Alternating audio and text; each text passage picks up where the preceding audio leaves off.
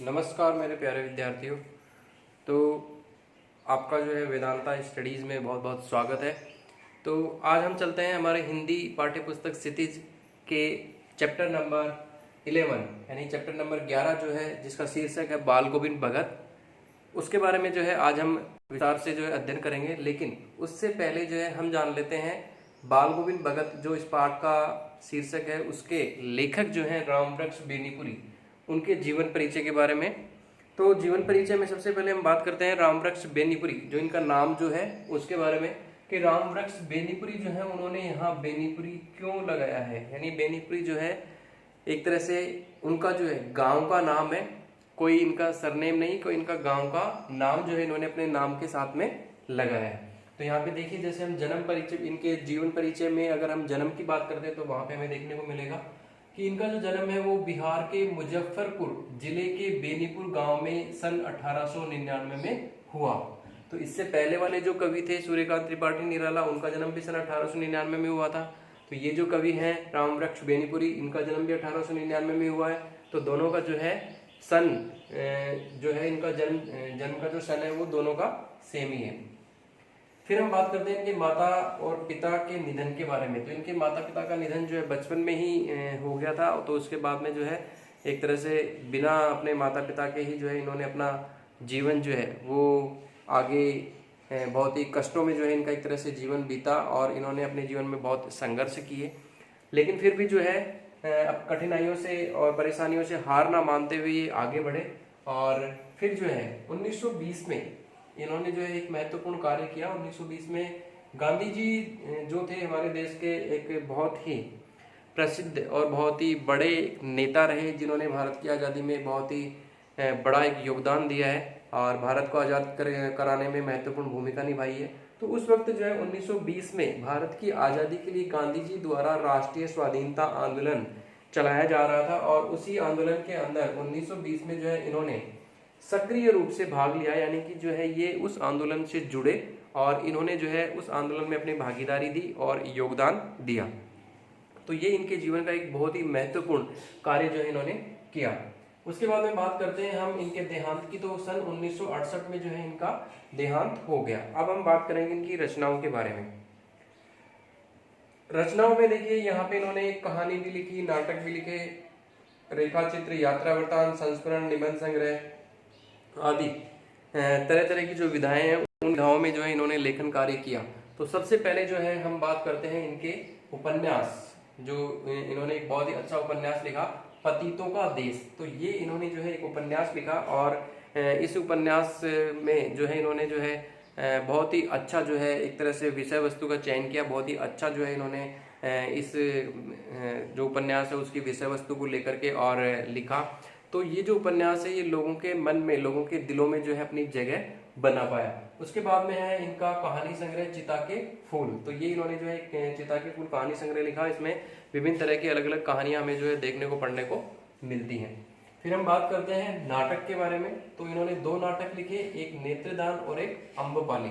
तो ये 2 नाटक इन्होंने लिखे और एक तरह से जो है नाटक जो भी लेखक लिखता है तो उसका जो है स्टेज के ऊपर जो है एक्ट किया जाता है और उसको जो है प्ले किया जाता है, उसको जो है वहाँ पे अभिनय के द्वारा प्रस्तुति दी जाती है। तो यहाँ पे भी जो है ये इन्होंने जो है 2 नाटक लिखे, नेत्रदान और अम्बपाली।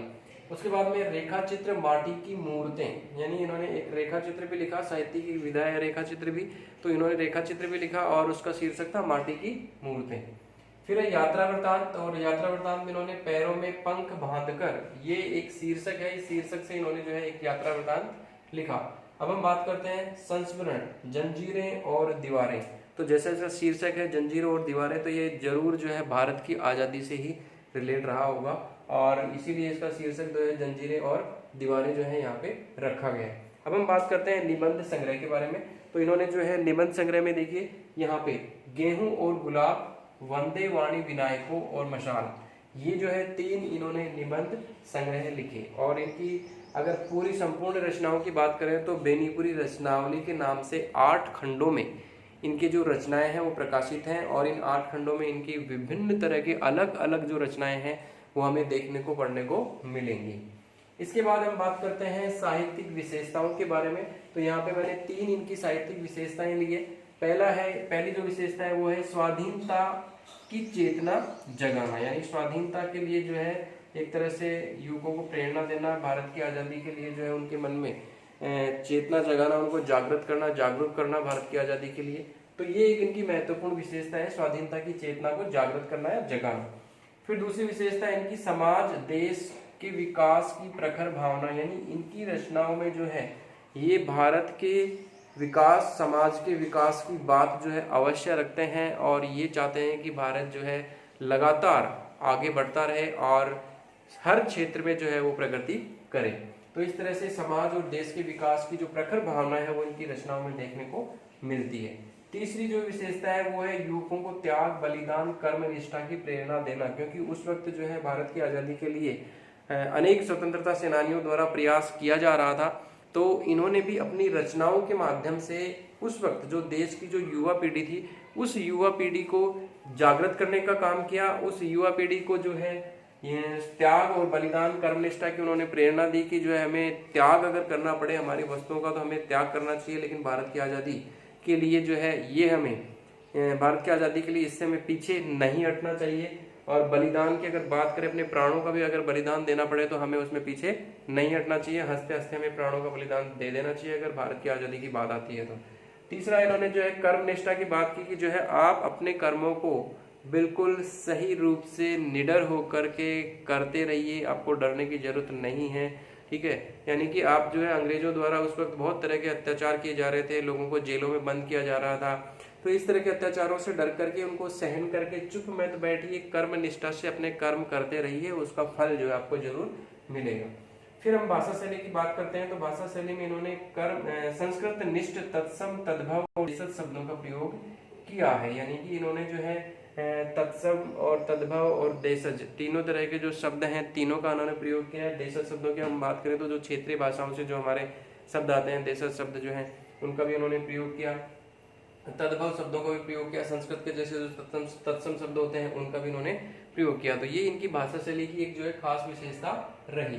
एक चीज और आती है यहाँ पे कि अगर हम ये जो कवि हैं रामवृक्ष बेनीपुरी, अगर हम इनके बारे में बात करें तो बहुत सारी जो है यहाँ पे प्रतियोगी परीक्षाएं जब होती हैं तो वहाँ पे एक महत्वपूर्ण प्रश्न बनता है, और बोर्ड एग्जाम में हमारे सीबीएसई के एग्जाम में भी अगर कुछ गद्यांश या काव्यांश दे करके वो जो है वहाँ से यहाँ पे जो है, क्योंकि ये जो है एक गद्य रचना के जो है लेखक हैं यहाँ पे बाल गोविंद भगत जो एक गद्य रचना है, तो यहाँ पे भी जो एक महत्वपूर्ण प्रश्न बन सकता है कि कलम का जादूगर किस लेखक को कहा जाता है। और बहुत सी प्रतियोगी परीक्षाओं में भी ये क्वेश्चन कई बार जो है आ चुका है। तो आपको भी जो है ये महत्वपूर्ण प्रश्न आपको ध्यान रखना है कि कलम का जादूगर कहा जाता है, वो कहा जाता है रामवृक्ष बेनीपुरी को। तो इस तरह से जो है एक ये बहुत ही महत्वपूर्ण जो है यहाँ पे एक प्रश्न बनता है। दूसरा जो महत्वपूर्ण प्रश्न बनता है वो है यहाँ पे रामवृक्ष बेनीपुरी की जो है साहित्यिक विशेषताएं हैं उनके बारे में आप बताइए। तो ये 3 साहित्यिक विशेषताएं जो है मैंने आपको बताई हैं। इसके अलावा आप जो भी ऐड करके इसके अंदर लिख सकते हैं। 2 मार्क्स का मिनिमम 2 मार्क्स का जो है यहाँ पे ये क्वेश्चन बन सकता है। तो इस तरह से जो है यहाँ पे 2 महत्वपूर्ण प्रश्न बनते हैं। ज्यादा जो है किसी भी लेखक और कवि के बारे में सीबीएसई बोर्ड 10वीं के एग्जाम की अगर हम बात करें तो वहाँ पे नहीं पूछा जाता है। उससे संबंधित जो पार्ट है, जो विषय वस्तु है, वहाँ से ही जो है ज्यादातर प्रश्न जो है बनते हैं। लेकिन फिर भी जो है हम यहाँ पे इन 2 प्रश्नों का ध्यान रखेंगे, कलम का जादूगर किसे कहा जाता है और रामवृक्ष बेनीपुरी की साहित्यिक विशेषताएं बताइए। तो ये 2 प्रश्न जो है यहाँ से महत्वपूर्ण बन सकते हैं।